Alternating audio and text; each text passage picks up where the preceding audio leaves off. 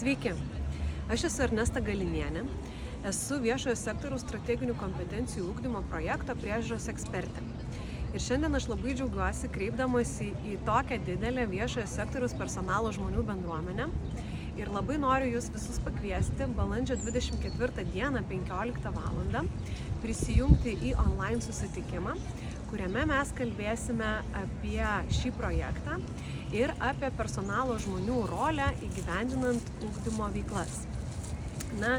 Turbūt iš savo tikrai ilgametės darbo patirties personalo srityje esu įsitikinusi, kad nėra svarbesnių žmonių organizacijose negu personalo kolegos, kurie gali padėti savo komandoms, vadovams, augantiems specialistams įgyvendinti ugdymo tikslus, juos susiformuluoti, pasirinkti tinkamiausius būdus ir metodus ir įvertinti tas augimo perspektyvas ir rezultatus.